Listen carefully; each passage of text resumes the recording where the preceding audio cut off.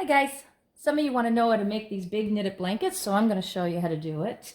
This is one that I've already made. I'll give you an idea. I made it with 6 balls. This is 3 balls. This is 1, and this is 2 balls. So that's how many you need to make that size blanket. You can make, that's one for an adult. That's what I call a throw on a couch, but you can make, I made them for kids for 5. You could even make 4 as a lap blanket, all kinds of things. So I use Burnett Big Blanket yarn. It's 100% polyester. You can put it in the wash. It can be washed. Let me see what it says. It can be washed. Delicate setting and do not bleach. You can tumble dry low. Yeah, delicate setting, that sort of thing. Do not iron, all that good stuff. I buy them at Michael's. You can get a discount there, but they're usually about $14 a ball now. They used to be 11, but everything is inflation and everything has gone up. So they're a little more expensive, but they're quite easy to make and a lot cheaper to make than to buy. But I've been having fun with it. So I'll kind of show you how to start. So there's all kinds of colors, different colors, all kinds of, black, blues. This one here says blue spruce. This one is a frosted green. So all kinds of colors. You can get, this one is a vintage, but you can get different colors of whites even, and they all go very nicely together. So I'm going to work with this gray. Now that blanket over there is, that blanket there, that one there is 30 loops long. So let me see if I can set this up okay and see if you're going to be able to see it. So I'm going to try my best. I'm not great at doing videos, but we'll see if you're going to be able to see this. Okay, so to start off, you need to make a loop. We're going to make a chain. So any knitters will know that this is kind of a, I think it's called a garter. When they do knitting, it's a garter knit that we're going to do, but on the opposite side then it'll be like a purl. So you can knit and purl to make your whole blanket, or you could just knit like I'm going to show you now.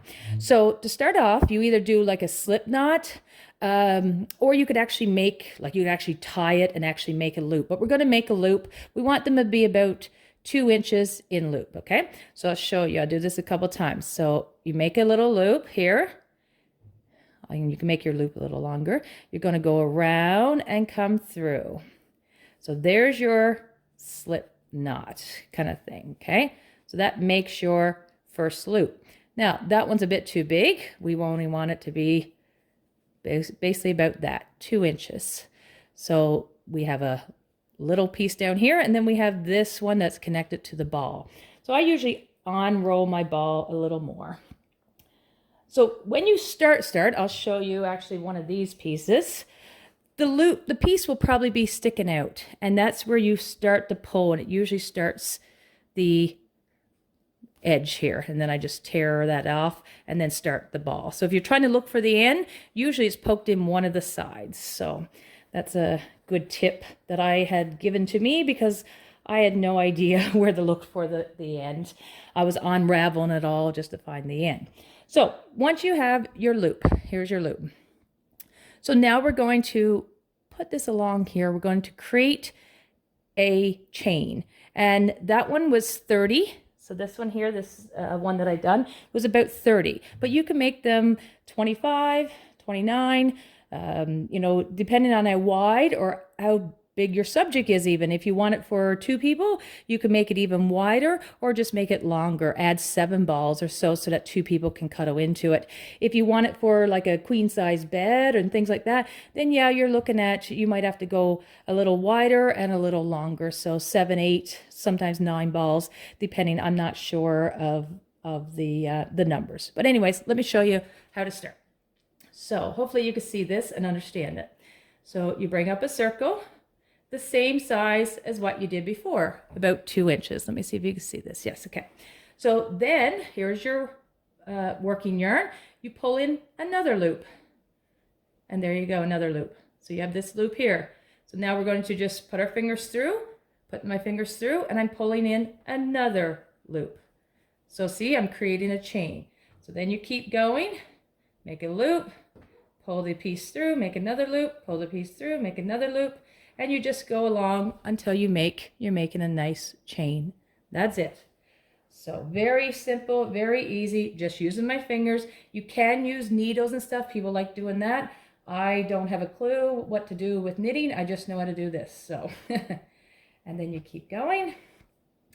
And so you'll be able to see what I mean by loops. So when we go back, these are all loops. And this table is good to see because you can actually see. So like this is a loop, this is a loop, this is a loop, loop, loop, loop, right? So that's what we're going to hook into after when we come back. So you keep going across until you get the length that you want. So I have about 20 here now. 1, 2, 3, 4, 5, 6, 7, 8, 9, 10, 11, 12, 13, 14, 15, 16, 17, 18, 19, 20. So I have 20 loops. So now we're going to start the next row. So I pull this across. Hope you can see this. There you go. Okay, so we're going to pull across here to go to the next loop. This makes it just a little easier when I pull this over here so you can see it. So you can go straight up, pull the next piece through as a loop and keep going. I like to do a little twist in it, turn in and then pull the loop up. Doesn't do anything really besides it does create a slight little better edge over here, but you don't need to. Straight is good. So just find the next loop and then you make a loop in it. So the next one right here, pull this over a bit, see if you can see it a bit better, and make the loop there. Let's see if you can see it. There you go. So I'm creating just loops going across. The next one, pull up. Find the next loop, pull up. And you can pull up a little bit. You don't need to make it like too tight. You want to pull up the loops. Something like that. So this is how you're creating it. It starts to go across all the loops going across. And you should be able to count those as we go. So you keep going. Keep going. So all I'm doing again, so people can see, I'm just trying to find where the next loop, the next one of these loops are, okay? And I'm just poking this through, poking that piece through, and pulling it out to make another loop. Trying to go I'm going underneath and then coming up through. So underneath and coming up through. And again, like I said, if it gets, just pull it out and you can kind of see what to do. So you pull it out and you should be creating a nice little chain and loops all along it. So you keep finding your loops and keep going. On to the next loop here. There we go. Next loop. Next loop. Next loop. Kind of a little bit awkward here because I'm kind of half standing here so I can see what I'm videotaping. So if it doesn't come out great, this is why. So you go across and you should have something that looks like this. You got all the loops. Again, when you get over here at the end, basically, you're going to start now the next row.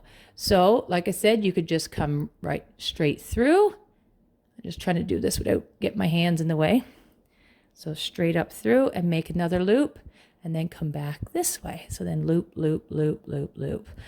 Or, like I said, I like to do just a little twist in that last one and grab the ribbon and pull it through. Or the wool or yarn, or I don't know what you want to call it. And then you keep going backwards. So it can get pretty fast. Just try not to pull the opposite loop too small, right? Some will be too big, some will be too small if you tend to pull. So you need to make sure that it's lined up. If this one's too big, make it a little smaller before continuing into the next one, or just tweak it afterwards so you make them all the same length. So it's pretty forgiving. So going through, you keep going, and you go all the way back, and you can see how it's creating this nice, already a nice little pattern.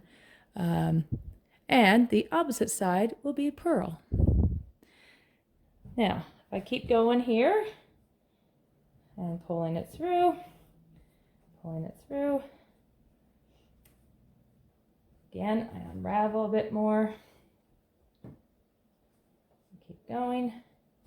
And you tend to get faster and better, same as knitting. Some people can knit and watch TV and everything now. And so the same idea. Once you get used to the loops and how much you're pulling out, this can go pretty fast. Pretty easy. A lot of kids can do it.